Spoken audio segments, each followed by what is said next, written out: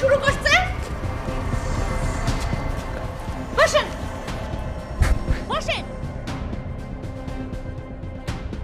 কাজী সাহেব, এবার বিসমিল্লাহ করে শুরু করুন। অবশ্যই, আমি নাম ঠিকানা সব লিখে ফেলেছি, এখন শুধু কবুল বলাটাই বাকি। তাহলে দেরি করতেছেন কেরে? তাড়াতাড়ি করেন। আল্লাহ, এই জালিমদের হাত থেকে তুমি আমারে রক্ষা করো আল্লাহ, রক্ষা করো। চাচা বলেন কবুল। আলহামদুলিল্লাহ, কবুল কবুল কবুল। আলহামদুলিল্লাহ। চাচি আপনিও বলেন কবুল। কি হইলো? কাজী সাহেব কি কইতাছে কথা কানে যায় না? বোবার মতো বইসা থেকে কোনো লাভ নাই। কবুল কন। চাচি কবুল বলেন। মা কবুল বলো। কবুল বলো না কেন? না, আমি কবুল কমু না। আম্মা কবুল কন। কইলাম তো কবুল কমু না। আমি কইছি কবুল কইতে তাড়াতাড়ি কবুলটা কইয়া ফেলান। কমু না কবুল। আমি এই বিয়া করুম না, দরকার হলে এখানে মইরা যাবো, তবে বিয়া করুম না। মইরা গেলে মইরা যায়েন, তার আগে কবুলটা কইয়া তারপরে মরেন। কবুল কন। না, কমু না কবুল। তো 14 গোষ্ঠী না বিয়া দে। আমার 14 গোষ্ঠী না, আমার শাশুড়িরে আমি বিয়া দিমু এখন। কবুল আপনি ভালো মতো কইবেন না না? মা তোর কি হইছে? কবুল কোন কে লিখা? তোমার মা মানুষের সামনে তামসা করতেছে। কইবেন না? না। কবুল কেমনে কইতে হয় এটা আমার খুব ভালো কইরা জানা আছে। দরকার হলে এখানে জান দিয়া দিব, তবু কবুল কমু না। জান তো আমি তোর নিমু। হাতে এটা কি দেখছস?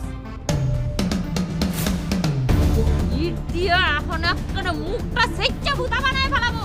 কবুল ক।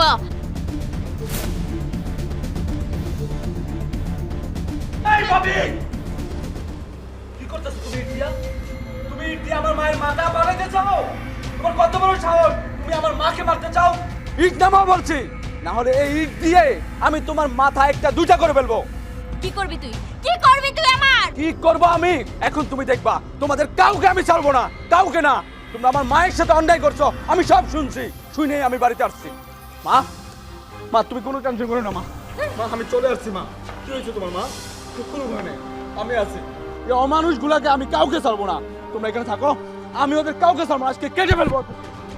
খাইছি আমার মনে হয় এবার বিয়ের পরিবর্তে মায়ের খেয়ে মরণ লাগবে। আমরা তো আসছি, এখন আর কোনো ভয় নেই। কি রে? কই যা? আমার হাতিয়া রং কি কই যা? আমাদের গোল গোল বড় বড় মিষ্টি খাইবেন না? মিষ্টি খাই তারপর যাবেন। বসেন। আমার মাফ করে দেন আম্মাজান, আমার কোনো দোষ নাই, আমি আমার জীবনে কোনোদিন বিয়ে পড়াবো না, আমার মাফ করে দেন। দাঁড়ান, কই যাবেন? রহমান ভাই দোষ, সব দোষ রহমান ভাই। ইয়া তো আপনি পড়াই।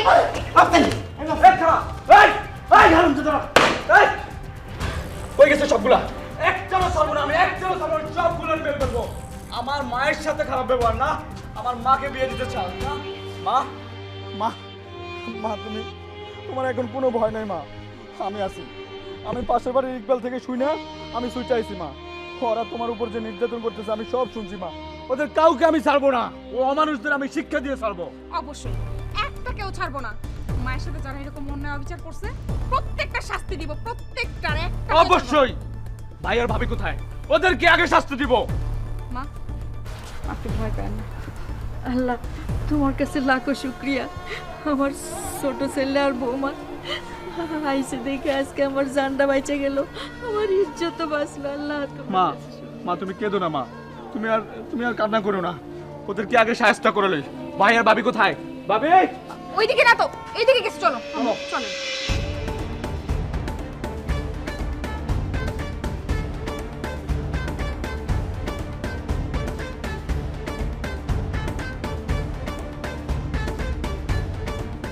আমাকে মনে হয় বড় লোক আর হওয়া হবে না। চুপ করো তুমি।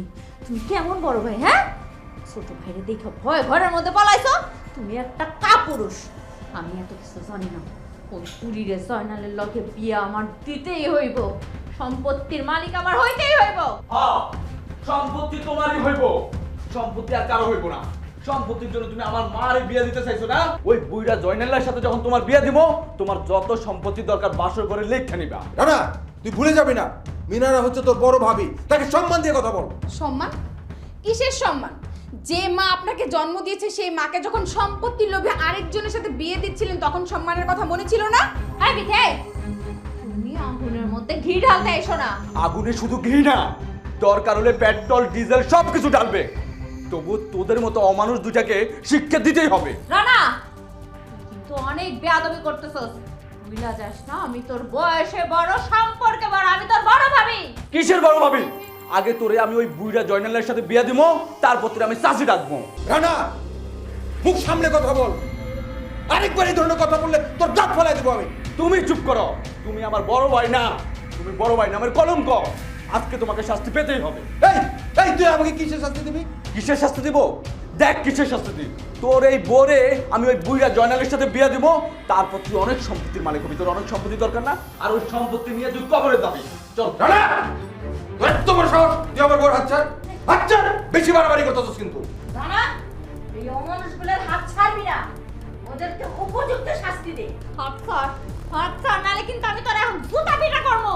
এই রানা একদম ঠিক কাজ করছে। তুই কি জুতা দিয়ে পিটাবি? তার আগে আমি তোর জুতা দিয়ে পিটাবো। বিধে, মুখ সামনে কথা বলো। তোমরা দুইজন কিন্তু বাড়াবাড়ি করতেছো, পরিণাম কিন্তু ভালো হবে না। কি করবেন আপনি? কি করবেন? আর আপনি যখন যেটা করেন না তখন দেখা যাবে। ছাগলের মতো চিল্লিয়ে কোনো লাভ হইব না। আমার মার সাথে যা যা করছো, তোমাদের সাথে আমি তার সাথে 3 গুণ বেশি করবো। রানা, তুই কিন্তু অনেক বাড়াবাড়ি করতেছস। আমার বউয়ের সাথে আজে বাজে কথা বলতেছস। রানা, একদম এই দুটারে ছাড় দিবি না। ওরা আমার সাথে যা ব্যবহার করছে তা একটা কুত্তার সাথেও মানুষে করে না। ওদেরকে উচিত শিক্ষা দিয়ে তারপরে ছাড়বি। ওই বুইড়া বেটার সাথে সংসার করেও বুঝবো যে আমার শাস্তি দেওয়ার মজা কি। আচ্ছা মা, তুমি কি বলতেছো? তুমি কি বুঝছো তুমি কি বলতেছো? তুমি তোমার নিজের ছেলের বউ, তাকে একটা বুড়া মানুষের সাথে বিয়ে দিতে তোমার বিবেকে বাধ্য না? না, বাদলো না। কারণ তোরা দুইটা সমান তালে অমানুষ। আর কোনো অমানুষের জন্য আমার বুকে মায়া মহব্বত নাই। মা, বিথি, তোমরা এই পশুটাকে বউ সাজাও। আমি ওই জয়নাল আর কাজীর বাচ্চারা খুঁজে নিয়ে আইতেছি। বিয়ে আজকে হবেই হবে। বড় ভাই, তুমি রুম থেকে বাইরে হও। বাইরে হও কইতাছি। রানা, তোমারে বাইরে হইতে কইতাছি। চল, বাইরে হও। বাইরে হও তুমি। ভাই, তোমার কোনো কথা নেই। আজকে আমি যা বলবো তুমি তাই শুনবা। তুমি যদি বেশি বাড়াবাড়ি করো, তাহলে তোমারে আমি পুলিশে দেবো, জেল খাটাবো, পুলিশের হাতে ধরাই দেবো। তোমার কোনো কথা নেই। তুমি এখানে বসে থাকবা, আর আমি ওই জয়নাল আর ওই কাজীর বাচ্চারে একদম যায় খুঁজে আনবো। তারপর তোমার ওই জানোয়ার বউর সাথে বিয়ে দিব, আর তুমি সম্পত্তির মালিক হবা। বুঝছো? ভাই, এখানে বসে থাকো, কোনো কথা নাই, কোনো কথা বলবা না। থাকো এখানে। ভাই ভুল করতেছস ভাই। ভাই, বউ। হায় আল্লাহ, এখন আমার কি হইব? আপনার পায়ে ধরি, আমি আমার স্বামীর আমানত আমার জীবনটা নষ্ট করে দিলাম। আমি তো স্বামীর আমানত না? আমিও তো আমার স্বামীর আমানত আছিলাম। কই, তুই তো আমার কোনো কথা শুনস নাই? তখন অনেক বিনয় অনুরোধ করছি।